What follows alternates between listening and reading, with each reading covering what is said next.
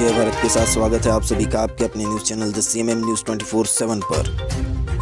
तो breaking news और latest update में जानेंगे देश और दुनिया की कुछ महत्वपूर्ण चुनिंदा खबरें। तो बड़ी खबरों में खबर निकल कर आ रही है, देश में 211 दिन बाद कोरोना के सर्वाधिक एक्टिव केस। 24 घंटे में महाराष्ट्र में 46,000, दिल्ली में 27,000 और मुंबई में 27,500 से ज़्यादा केस। उसी के साथ महाराष्ट्र मुंबई से खबर आ रही है कि अब मुंबई में सभी दुकानों के नाम मराठी में लिखे जाएंगे। मराठी भाषा को प्रोत्साहन देने के लिए ये काम किया गया है उद्धव सरकार की तरफ से। उसी के साथ खबर आ रही है, देश भर में कई जगहों पर ओलावृष्टि हुई है। ओले पड़ने से ठंड का पारा और भी न्यूनतम स्तर पर जा सकता है, मतलब ठंड बढ़ सकती है। इसी के साथ खबर आ रही है, कोरोना के कारण देश भर में महंगाई की मार, खुदरा मूल्यों की कीमतें बढ़ी। जानते हैं क्या है न्यूज़ में। उसी के साथ आज समाचार आ रहे हैं कि प्रधानमंत्री नरेंद्र मोदी सभी राज्यों के मुख्यमंत्रियों के साथ वर्चुअली बैठक करने वाले हैं। इसी के साथ जानेंगे सोना चांदी का भाव और भारत के मौसम का 24 घंटे का पूर्वानुमान। तो सभी की सभी खबरें बहुत ही महत्वपूर्ण है, इंपॉर्टेंट है, तो बने रहिए वीडियो के एंड तक और चैनल को सब्सक्राइब, लाइक और शेयर कर दीजिए, जो कि बिल्कुल भी फ्री है, ताकि हर रोज़ की न्यूज़ अपडेट की नोटिफिकेशन आप तक पहुंच जाए। तो हेलो दोस्तों, आज तारीख हो चुकी है 13 जनवरी 2022 और दिन हो चुका है गुरुवार। तो आज है दोस्तों स्क्वाड्रन लीडर, चांद पर भारत का नाम लिखने वाले, भारत की तरफ से चांद पर पहला कदम रखने वाले एस्ट्रोनॉट अंतरिक्ष यात्री राकेश शर्मा का जन्मदिन। तो राकेश शर्मा को उनके जन्मदिन पर सीएमएम न्यूज़ की तरफ से ढेरों शुभकामनाएं। Happy birthday to Rakesh Sharma. बढ़ते खबरों के सिलसिले की और खबरों में जानेंगे, अयोध्या से चुनाव लड़ेंगे योगी आदित्यनाथ। दिल्ली में भाजपा की उच्च स्तरीय बैठक में बनी सहमति।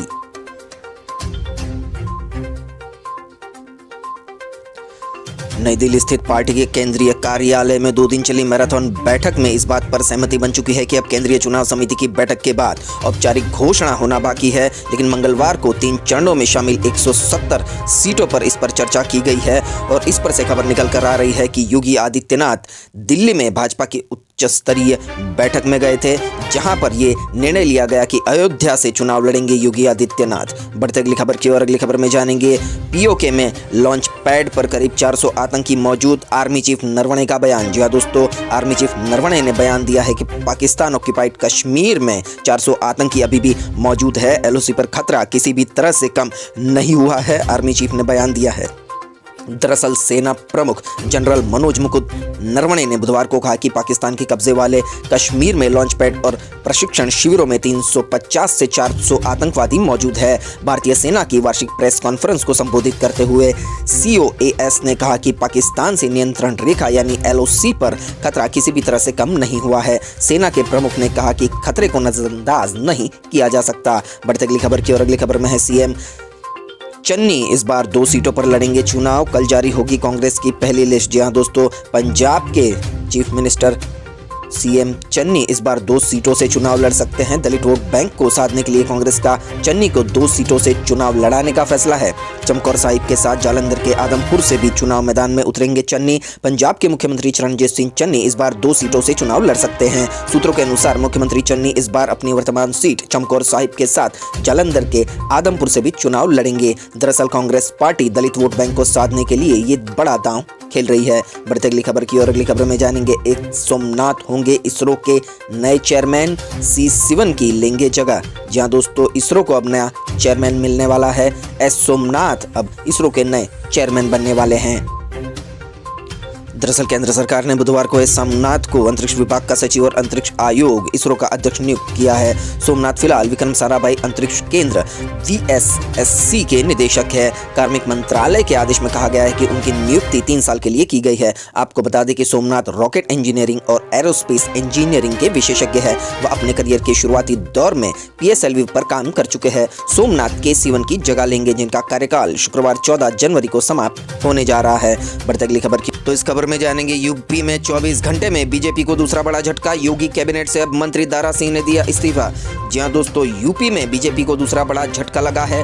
बीजेपी छोड़कर एक और नेता दूसरी पार्टी में शामिल हो चुके हैं। उत्तर प्रदेश में विधानसभा चुनाव से पहले भारतीय जनता पार्टी को दूसरा बड़ा झटका लगा है। श्रम मंत्री स्वामी प्रसाद के बाद वन मंत्री दारा सिंह चौहान ने भी मंत्री पद से इस्तीफा दे दिया है। दारा सिंह मऊ जिले की मधुबन विधानसभा सीट से विधायक थे। उन्होंने राज्यपाल को चिट्ठी भेजी और योगी सरकार पर दलितों, पिछड़ों और युवाओं को अनदेखी करने का आरोप लगाया और पार्टी भी छोड़ दी। बढ़ती अगली खबर की और अगली खबर में जानेंगे ओमिक्रॉन संकट के बीच बड़ी जरूरी चीजों की कीमतें, खुदरा महंगाई बढ़कर 5.59% पर पहुंच चुकी है।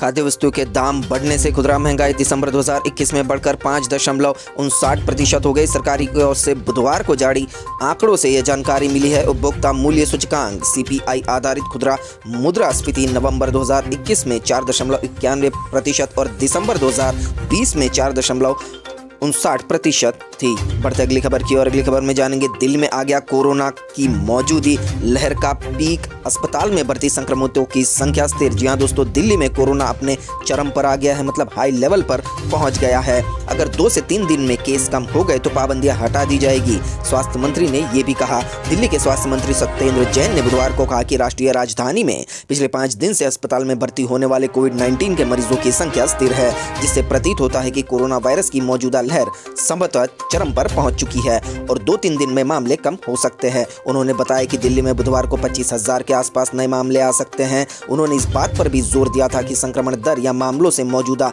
लहर के चरम पर पहुंचने का अंदाजा नहीं लगाया जा सकता। अस्पताल में भर्ती होने वाले मरीजों की दर प्रमुख संकेतक है। तो दोस्तों, अगर कोरोना दिल्ली में ज़्यादा बढ़ गया तो पाबंदियां जारी रह सकती है। बढ़ते अगली खबर की और अगली खबर में जानेंगे स्वामी प्रसाद मौर्य के खिलाफ फिर जारी हुआ गिरफ्तारी वारंट, 24 जनवरी तक पेश होने का आदेश। जी हां दोस्तों, बीजेपी क्या छोड़ी स्वामी प्रसाद मौर्य के ऊपर तो संकट के बादल ही छाने लगे हैं। दरअसल बीजेपी करती ये है कि कोई भी दागी नेता हो, किसी पर भी केस हो तो उनको बीजेपी में शामिल करने के बाद क्लीन चिट दे देती है। अगर वही नेता बीजेपी छोड़कर दूसरी पार्टी में जाए तो पुराने केस खोलकर उस नेता को परेशान किया जा सकता है। ये बीजेपी की पॉलिटिक्स, आप कूटनीति कह सकते हैं। उत्तर प्रदेश की योगी आदित्यनाथ सरकार में श्रम मंत्री रहे स्वामी प्रसाद मौर्य के खिलाफ MP MLA कोर्ट ने बुधवार को गिरफ्तारी वारंट जारी किया है। आपको बता दें कि मौर्य ने मंगलवार को योगी आदित्यनाथ सरकार के साथ साथ भारतीय जनता पार्टी से भी इस्तीफा दे दिया था। मौर्य के इस्तीफे के बाद उनके करीबी माने जाने वाले 3 अन्य विधायकों ने भी बीजेपी से इस्तीफा दिया और मौर्य का साथ निभाने का दावा भी किया। गौरतलब है कि मौर्य ने अपने इस्तीफे के बाद कहा था कि अगले 1-2 दिनों में और विधायक भारतीय जनता पार्टी का साथ छोड़ने वाले हैं। दरअसल मौर्य के इस्तीफे के एक दिन बाद ही MP MLA कोर्ट ने उनके खिलाफ गिरफ्तारी वारंट फिर से जारी कर दिया है। बताया जा रहा है कि यह वारंट 7 साल पुराने केस में जारी किया गया है। मौर्य को MP MLA कोर्ट ने 24 जनवरी तक पेश होने का आदेश दिया है।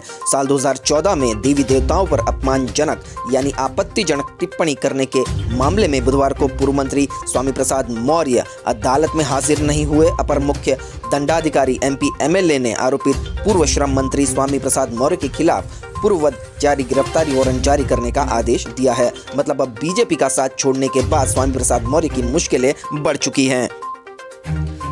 बढ़ते अगली खबर की ओर तो इस खबर में जानेंगे वैक्सीन की दोनों डोज नहीं ली तो कर नहीं पाएंगे बसों में सफर, जाने कहां आया ये नियम। जी हां दोस्तों, महाराष्ट्र से ये खबर आ रही है। महाराष्ट्र की लालपरी कही जाने वाली बस में ST में अब दोनों वैक्सीन के डोज के बिना सफर नहीं कर पाएंगे। क्या है खबर में जानेंगे। मुंबई में तेजी से फैल रहे कोविड संक्रमण को देखते हुए अब सरकार ने कड़ाई करनी शुरू कर दी है, बंदिशें लगानी भी शुरू कर दी है। बेस्ट बसों में पहले यात्रियों को कोविड वैक्सीन की दोनों डोज का सर्टिफिकेट चेक करवाना होगा। बेस्ट बसों के अधिकारी और कंडक्टर यात्रियों की दोनों वैक्सीनेशन की सर्टिफिकेट चेक करते नजर आ रहे हैं। तो आपको बता दें कि महाराष्ट्र की राजधानी मुंबई की सेकंड लाइफ लाइन कही जाने वाली लालपरी यानी बेस्ट की बसों में अब कोविड टीकों के दोनों डोज लिए बिना यात्रा करने पर प्रतिबंध लगाया गया है। देखते अगली न्यूज अपडेट। अगली न्यूज अपडेट में है सपा गठबंधन से घोषित किया अपना पहला कैंडिडेट, अनूप शहर से के शर्मा को टिकट। जी हां दोस्तों, NCP यानी नेशनल कांग्रेस पार्टी शरद पवार की और समाजवादी पार्टी अखिलेश यादव की, इन दोनों के बीच गठबंधन हो चुका है। क्या है खबर में जानेंगे। अनूप शहर विधानसभा सीट से गठबंधन की तरफ से राष्ट्रवादी कांग्रेस पार्टी के उम्मीदवार के शर्मा ताल ठोकेंगे। उत्तर प्रदेश विधानसभा चुनाव के लिए समाजवादी पार्टी ने NCP समेत कई पार्टियों के साथ गठबंधन किया है। शरद पवार ने कहा था कि यूपी चुनाव से पहले किए जा रहे सांप्रदायिक ध्रुवीकरण का मतदाता मुंह तोड़ जवाब देंगे। देखते अगली न्यूज अपडेट। दिग्गज अभिनेता धर्मेंद्र ने लगवाई कोविड-19 की बूस्टर डोज, उनका वीडियो हो रहा है वायरल। जी हां दोस्तों, दिग्गज अभिनेता धर्मेंद्र ने बुधवार को खुलासा किया कि उन्होंने अपना कोविड-19 बूस्टर डोज लगवा लिया है। बूस्टर डोज वो डोज है जो मूल वैक्सीन के बाद ही आने वाली अतिरिक्त खुराक है। अपने ट्विटर हैंडल पर 86 वर्षीय अभिनेता ने बूस्टर खुराक लेते हुए खुद का एक वीडियो जारी किया है, जो वीडियो सोशल मीडिया पर काफी वायरल हो रहा है। बढ़ते अगली खबर की और अगली खबर में जानेंगे साइना नेहवाल पर भद्दी टिप्पणी करने वाले एक्टर सिद्धार्थ पर हैदराबाद पुलिस ने दर्ज किया है मामला।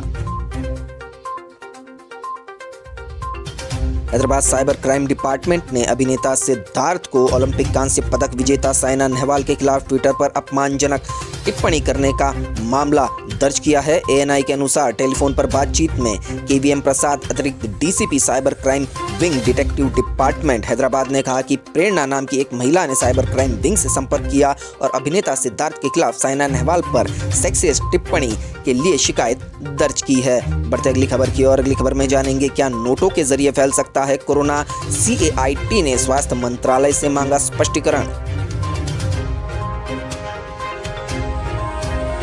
तो confederation of all India traders ने बुधवार को केंद्रीय स्वास्थ्य मंत्री मनसुख मांडविया और आईसीएमआर के अध्यक्ष डॉक्टर बलराम भार्गव को एक ज्ञापन भेज उनसे तत्काल ये स्पष्ट करने को कहा कि चलन में चल रहे नोटों में वायरस है या नहीं, वहीं मुद्रा नोट वायरस के वाहक है या नहीं। यह स्पष्ट करने के सबसे महत्वपूर्ण मुद्दे में से एक पर स्वास्थ्य मंत्रालय और भारतीय चिकित्सा अनुसंधान परिषद आईसीएमआर की चुप्पी पर भी कैट ने खेद व्यक्त किया है। तो अभी तक मनसुख मांडविया भारत के स्वास्थ्य मंत्री ने अभी तक ये जवाब नहीं दिया। उनके साथ भारतीय चिकित्सा अनुसंधान परिषद ने भी ये जवाब नहीं दिया कि क्या नोटों से सचमुच में कोरोना फैल सकता है या नहीं। बढ़ते अगली खबर की और अगली खबर में जानेंगे पंजाब चुनाव से एक महीना पहले मुख्यमंत्री अमरिंदर सिंह कोरोना संक्रमित, खुद को किया आइसोलेट। पंजाब के पूर्व मुख्यमंत्री captain Amarinder Singh corona positive हो गए हैं। उन्होंने इसकी जानकारी खुद ट्वीट करके दी है। उन्होंने लिखा है कि हल्के लक्षण के साथ मैं कोरोना पॉजिटिव हो गया हूं। मैंने खुद को आइसोलेट कर दिया है और मेरे कांटेक्ट में आए हुए सभी लोग कोविड टेस्ट करवा ले। बढ़ते अगली खबर की और अगली खबर में जानेंगे मोगादिशु एयरपोर्ट के बाहर कार बम में विस्फोट, कई लोगों की मौत। जी हां दोस्तों, कार में बम से विस्फोट हो चुका है। मोगादिशु एयरपोर्ट के बाहर कई लोगों की मौत हो चुकी है। तस्वीर में आप देख सकते हैं कि कार के चिथड़े उड़ चुके हैं। तो सोमालिया की राजधानी मोगादिशु में बुधवार को इंटरनेशनल एयरपोर्ट के बाहर हुए कार बम विस्फोट में कम से कम 8 लोगों की मौत हो गई है, जबकि अन्य 9 घायल हुए हैं। चरमपंथी समूह अल शबाब ने हमले की जिम्मेदारी लेते हुए कहा है कि उसने वहां से गुजर रहे श्वेत अधिकारियों को निशाना बनाया था। मदीना अस्पताल में काम करने वाले डॉक्टर अब्दुल कादिर आदम ने हताहतों की संख्या के संबंध में जानकारी भी दी है। बढ़ते अगली खबर की और अगली खबर में जानेंगे इंसान के शरीर में डॉक्टर ने लगा दिया सुअर का दिल, जाने कैसी है मरीज की हालत। जहां दोस्तों एक नया प्रयोग सामने आया है। मरीज की जान बचाने के लिए आखिरी कोशिश के तहत अमेरिकी डॉक्टरों ने उसमें एक सुअर के हृदय का प्रतिरोपण किया है। ऐसा प्रयोग चिकित्सा जगत में पहली बार किया गया है। मैरीलैंड के अस्पताल ने सोमवार को बताया कि अत्यधिक प्रोग्रामात्मक इस ऑपरेशन के 3 दिन बाद भी मरीज की तबीयत ठीक है। हालांकि ऑपरेशन की सफलता के बारे में अभी कुछ भी कहना जल्दबाजी होगी, लेकिन जीवन रक्षक प्रतिरोपणों में किसी जानवर के अंगों का इस्तेमाल करने को लेकर जारी दशकों पुराने रिसर्च की दिशा में यह एक कदम है। तो सुअर का दिल ट्रांसप्लांट करने के बाद अब ये इंसान जिंदा है, लेकिन इसकी हालत पर अपडेट आते रहेंगे। बढ़ते अगली खबर की और अगली खबर में जानेंगे लता मंगेशकर की हालत स्थिर, कोरोना पॉजिटिव गायिका से फैमिली को मिलने की अनुमति नहीं। जी हां दोस्तों, लता मंगेशकर कोरोना पॉजिटिव होने के बाद आईसीयू में भर्ती थी। क्या है खबर में जानेंगे। दिग्गज गायिका लता मंगेशकर की हालत स्थिर है। भतीजी रचना शाह ने लता मंगेशकर के स्वास्थ्य के बारे में अपडेट दिया है। स्वर कोकिला से नाम से मशहूर 92 साल की दिग्गज गायिका दक्षिण मुंबई के ब्रिज कैंडी अस्पताल के आईसीयू में भर्ती है। उन्हें कोरोना के हल्के लक्षण हैं। उनकी हालत स्थिर बताई जा रही है। वरिष्ठ डॉक्टरों की एक टीम उनका इलाज कर रही है, लेकिन फैमिली मेंबर्स को उन्हें मिलने नहीं दिया जा रहा है। बढ़ते अगली खबर की और अगली खबर में जानेंगे सरकार नहीं लेना चाहती वोडाफोन आइडिया का नियंत्रण, प्रमोटर्स के हाथ रहेगी कमान। जी हां दोस्तों, बीजेपी की सरकार सब कुछ प्राइवेट कर देना चाहती है। आपको बता दें कि सरकार दूरसंचार कंपनी VIL का परिचालन अपने हाथों में नहीं लेना चाहती है। कंपनी पर इस समय करीब 1.95 लाख करोड़ रुपए का कर्ज है। कंपनी में सरकार की हिस्सेदारी 35.8% के आसपास हो जाएगी। दरअसल दूरसंचार कंपनी वोडाफोन आइडिया लिमिटेड की तरफ से सरकार को देय बकाये पर ब्याज को इक्विटी में बदलने के फैसले को अगले ही दिन कंपनी ने बुधवार को कहा कि सरकार इस दूरसंचार कंपनी का परिचालन अपने हाथों में नहीं लेना चाहती। यह खबर बाजार में आते ही कंपनी का शेयर एक बार फिर चढ़ गया है। मंगलवार को जहां सरकार की हिस्सेदारी के बाद कंपनी का शेयर 19% टूट गया था, वहीं आज यह करीब 10% चढ़ चुका है। बढ़ते अगली खबर की और इस खबर में जानेंगे देश में 211 दिन बाद कोरोना के सर्वाधिक एक्टिव केस 24 घंटे में महाराष्ट्र में 46,723, दिल्ली में 27,561 और मुंबई में 27,561 नए केस।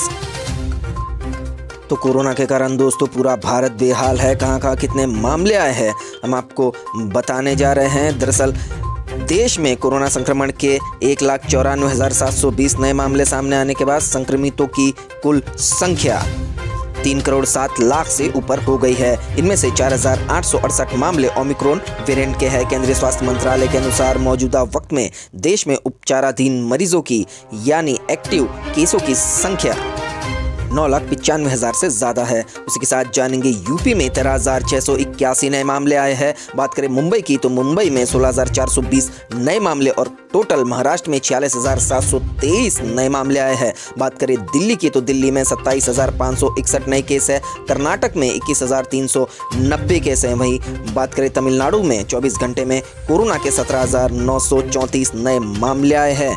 4,039 लोग डिस्चार्ज हुए हैं और 19 लोगों की मृत्यु भी हुई है। गुजरात की बात करें तो 9,941 और गोवा में 3,119 नए केस आए हैं। बात करें राजस्थान की तो राजस्थान में 645, कर्नाटक में 479 और केरल में 350 मामले सामने आए हैं। और इसी के साथ रिकवरी रेट भी घटी है। तो अभी भी ओमिक्रॉन और कोरोना का संकट पूरे भारत भर में और विश्व में जारी है।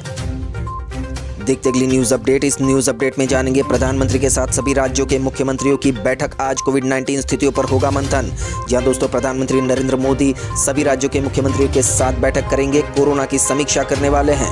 प्रधानमंत्री नरेंद्र मोदी गुरुवार शाम 4:30 बजे सभी राज्यों के मुख्यमंत्रियों से कोविड-19 के चलते पैदा हुई नई परिस्थितियों पर वीडियो कॉन्फ्रेंसिंग के माध्यम से चर्चा करने वाले हैं। तेजी से फैलती कोरोना महामारी की तीसरी लहर के बीच अभी बीते रविवार को ही प्रधानमंत्री नरेंद्र मोदी ने उच्चाधिकारियों के साथ एक बैठक की और महामारी से निपटने की तैयारियों का जायजा भी लिया था। देखते अगली खबर में जानेंगे सुप्रीम कोर्ट ने माना हुई थी पीएम की सुरक्षा में चूक, सुधार के उपाय भी सुझाएगी समिति, इन बिंदुओं पर करेगी जांच। दिया दोस्तों सुधार के उपाय समझाने वाली है समिति, बिंदुओं पर जांच होना अभी बाकी है। लेकिन सुप्रीम कोर्ट ने माना कि प्रधानमंत्री नरेंद्र मोदी की सुरक्षा में चूक हुई थी। बढ़ते अगली खबर की और अगली खबर में जानेंगे वैश्विक महामारी कोरोना, भारत समेत पूरी दुनिया पर ओमिक्रॉन का साया, विश्व के 149 देशों तक पहुंचा कोरोना का नया वेरिएंट। जहां दोस्तों भारत के साथ साथ पूरी दुनिया कोरोना के इस वेरिएंट से संक्रमण से परेशान है। ओमिक्रॉन भारत के 28 राज्यों समेत पूरी दुनिया के 149 देशों में फैल चुका है। संक्रमण दर के साथ साथ संक्रमितों की संख्या तेजी से बढ़ती जा रही है। वैक्सीन लोगों को संक्रमित होने से बचा रही है, ऐसा कहा जा रहा है। अस्पताल में भर्ती होने की जरूरत भी काफी कम है, ऐसे आंकड़े निकल कर आ रहे हैं। लेकिन अब कोरोना भारत में चुनाव के कारण कितना फैलेगा ये तो आने वाला वक्त ही बताएगा। बढ़ते अगले समाचार की ओर तो इस समाचार में जानेंगे दक्षिण कश्मीर में गुलगाम में मुठभेड़, एक आतंकी ढेर और पुलिसकर्मी का बलिदान। 3 सुरक्षाकर्मी समेत 5 लोग हुए हैं जख्मी। भीड़ हुई है दक्षिण कश्मीर में। इस दौरान 3 सैन्य कर्मियों और 2 नागरिकों समेत 5 लोग जख्मी हुए हैं। दोनों नागरिक क्रॉस फायरिंग की चपेट में आ गए थे। मारे गए आतंकी के अन्य साथियों को सुरक्षा बलों ने चारों तरफ से घेरते हुए उनके भागने के सभी रास्ते बंद कर दिए थे। बढ़ते अगली खबर की ओर तो इस खबर में जानेंगे भाजपा मुख्यालय में यूपी कोर ग्रुप मीटिंग आयोजित, केंद्रीय गृहमंत्री अमित शाह ने की अध्यक्षता।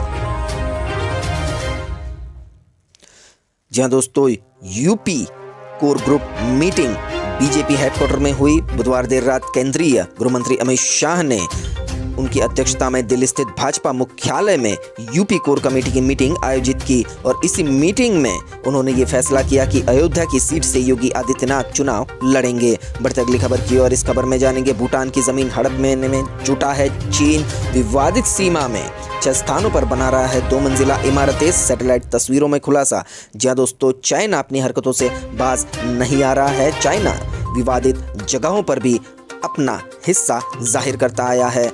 चाइना हमेशा ये कहता है कि इन हिस्सों पर उनका अधिकार है, लेकिन हालांकि ऐसा नहीं है। फिर भी घूसखोरी करके चाइना विवादित जगहों पर निर्माण कार्य करता रहता है। समाचार एजेंसी राइटर की ओर से किए गए सैटेलाइट इमेज विश्लेषण के अनुसार चीन ने भूटान के साथ अपनी विवादित सीमा पर 2 मंजिला इमारतों समेत 200 से अधिक संरचनाओं का निर्माण तेजी से कर दिया है। जहां दोस्तों सैटेलाइट इमेज आप देख सकते हैं, जो येलो कलर का आपको दिख रहा है हिस्सा, ये पूरा विवादित एरिया है और उसी पर चाइना कब्जा करना चाहता है। बढ़ते अगले खबर की ओर। तो अगली खबर में जानेंगे हाफिज सईद के घर के बाहर विस्फोटक मिला। पाकिस्तान कोर्ट ने 4 लोगों को दी मौत की सजा।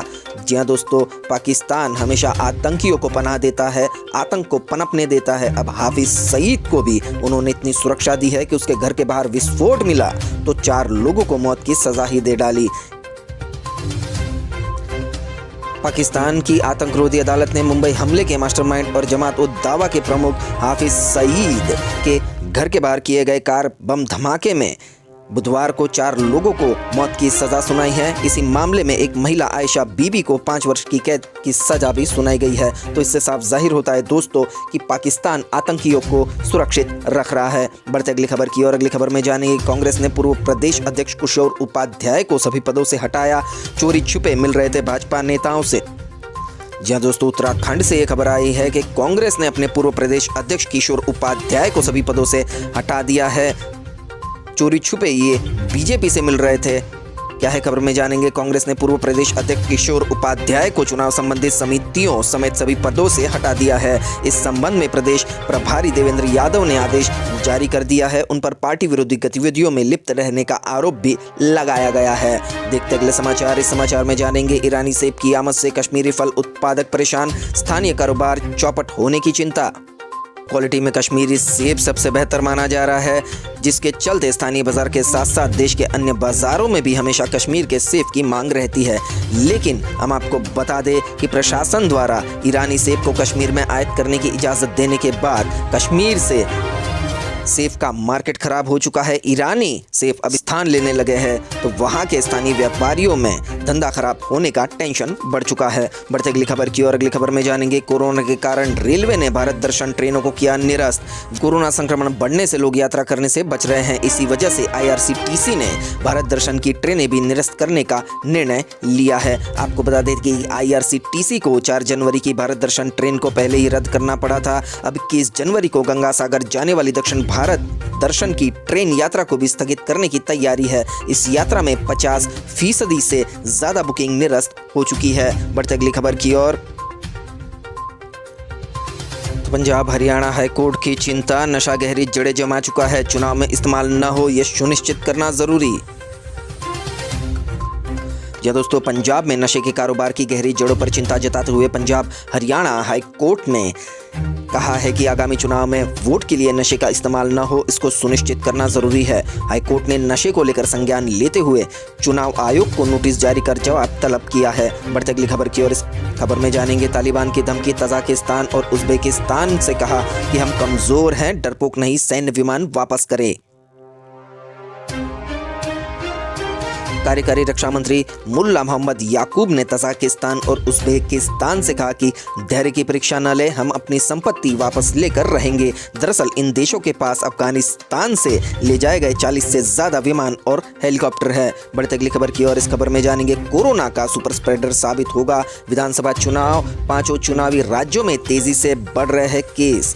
जानिए क्या है मौजूदा हाल। जी हाँ दोस्तों, सरकारी नुमाइंदे और सरकारी नेताओं को सिर्फ चुनाव की पड़ी है, लोगों के स्वास्थ्य की कोई भी चिंता नहीं है। अगर ऐसा होता तो चुनाव को स्थगित किया जाता, क्योंकि अभी सारे भारत और दुनिया में कोरोना के ओमिक्रॉन वेरिएंट का खतरा बढ़ रहा है। इसको देखते हुए अगर चुनाव किए जाएंगे, चुनावी रैलियां की जाएगी, काफ़ी लोगों का जमावड़ा होगा, तो उससे कोरोना का कहर फिर से बरस सकता है, क्योंकि पिछली बार भी भारत में यही हुआ था। तो हम आपको बता दें कि देश में कोरोना वायरस संक्रमण के मामलों में तेजी आ रही है। बुधवार को कोरोना संक्रमण के 1 लाख से भी ज़्यादा मामले सामने आए थे। वहीं एक्टिव केस की संख्या भी 9.55 लाख के पार हो गई थी। तीसरी लहर में एक्टिव केस पहली बार 9 लाख के पार हो गए थे।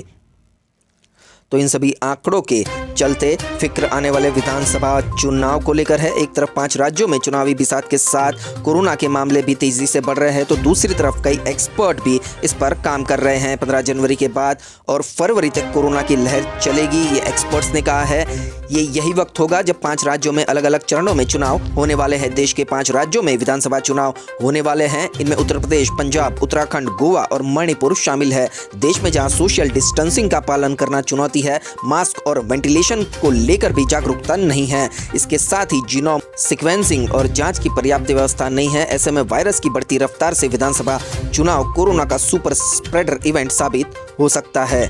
बढ़ते अगली खबर की ओर, तो इस खबर में जानेंगे ममता बनर्जी ने गंगा सागर मेले को छोटा रखने की साधुओं से की मांग। कहा जो कर सकती हूं करूंगी, लेकिन कोरोना मेरे हाथ में नहीं है। जी हां दोस्तों, ममता बनर्जी ने भी अब गंगा सागर मेले को देकर बड़ा बयान दिया है। उन्होंने कहा है कि गंगा सागर मेले को छोटा करे, साधुओं से मांग की है, क्योंकि कोरोना उनके हाथ में नहीं है। ऐसा बयान भी ममता बनर्जी ने दिया है। बढ़ते अगली खबर की ओर, इस खबर में जानेंगे राजस्थान में 9,488 नए कोरोना रोगी, 3 की मौत। जयपुर में सबसे ज्यादा 3,659 केस। सीएम ऑफिस में भी 43 लोग पॉजिटिव मिले।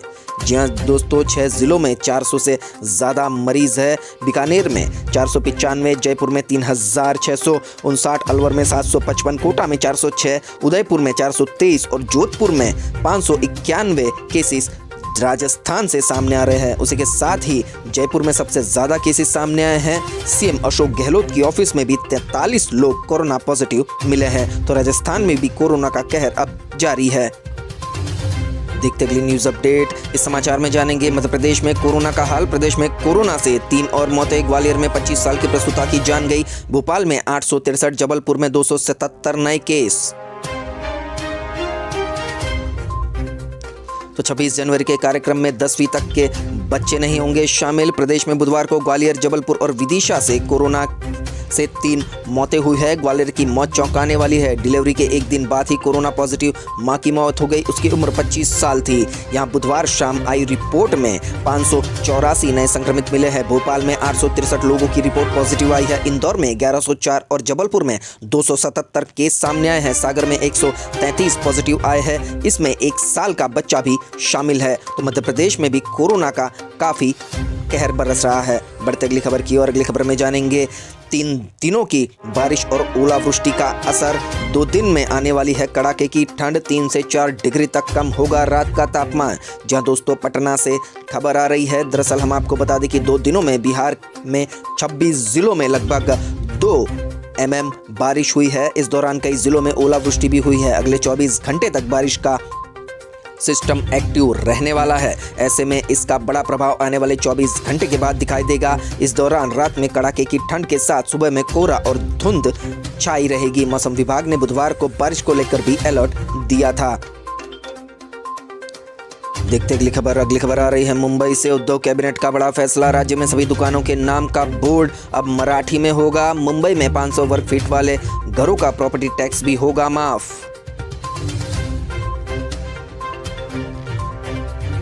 राज्य में मराठी भाषा के चलन को बढ़ाने के लिए महाराष्ट्र सरकार में बुधवार को एक फैसला लिया गया है। अब से राज्य की सभी दुकानों में नाम के बोर्ड मराठी भाषा में लगाने अनिवार्य होंगे। कैबिनेट की बैठक में यह तय हुआ कि दुकानदार को अपनी शॉप का नाम बड़े बड़े अक्षरों में मराठी में ही लिखना होगा। इससे पहले ज़्यादातर बोर्ड हिंदी अंग्रेजी में होते थे और खानापूर्ति के लिए बोर्ड के एक हिस्से में इसे मराठी में लिखा जाता था। मराठी में बोर्ड लगाने का फैसला 2017 यानी फडणवीस सरकार में ही ले लिया गया था, लेकिन व्यवहार में यह सही ढंग से लागू नहीं हो पा रहा था। सीएम उद्धव ठाकरे के नेतृत्व में बुधवार को हुई कैबिनेट में इस आदेश को असरदार तरीके से लागू करने का फैसला लिया गया है।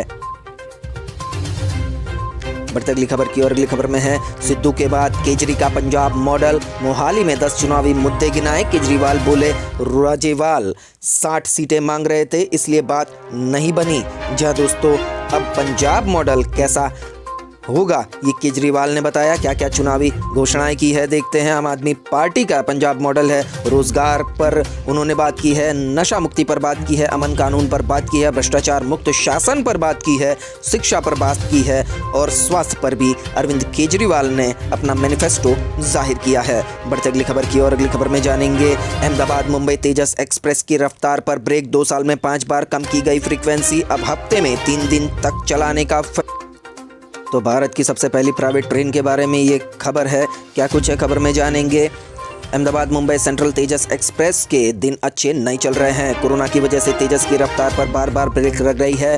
पिछले साल कोरोना की दूसरी लहर का प्रभाव कम होने पर IRCTC की लग्जरी 82902 अहमदाबाद मुंबई सेंट्रल अहमदाबाद तेजस एक्सप्रेस में यात्रियों की संख्या बढ़ने लगी थी। 22 दिसंबर 2021 को इसकी फ्रीक्वेंसी बढ़कर हफ्ते में 5 दिन तक की गई थी, लेकिन कोरोना के चलते इस पर ब्रेक लगा दी गई है। देखते अगले समाचार। इस समाचार में है 4 दिन में ही पलटी सरकार। गुजरात से खबर आ रही है दोस्तों, फिर बदल दी गाइडलाइन। अब गुजरात में शादी और सभा समारोह में 150 लोगों की ही अनुमति, आज से लागू हुआ है नियम।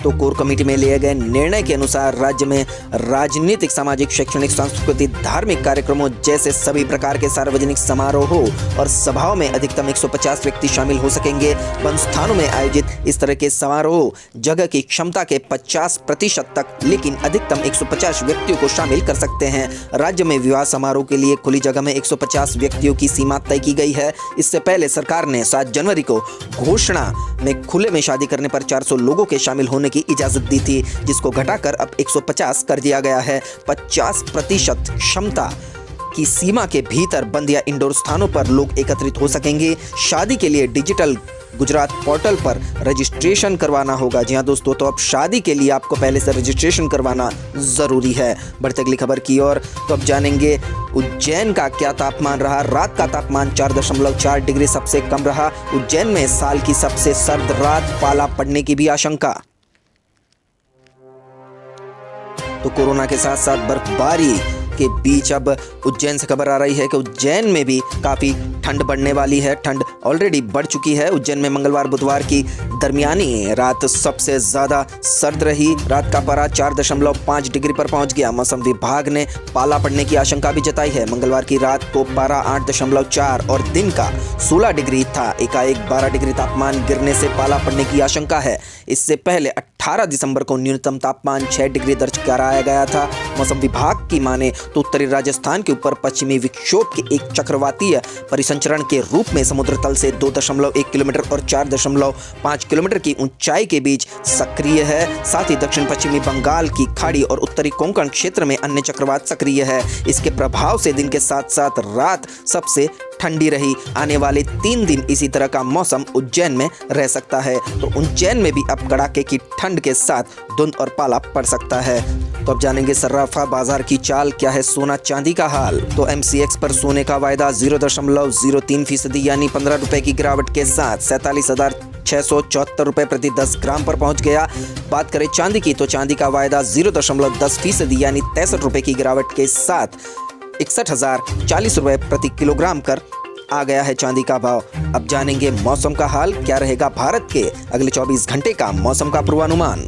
तो अगले 24 घंटे के दौरान विदर्भ, छत्तीसगढ़, तेलंगाना और ओडिशा के कुछ हिस्सों में हल्की से मध्यम बारिश हो सकती है। इन राज्यों में कुछ स्थानों पर ओलावृष्टि की गतिविधियां भी संभव है।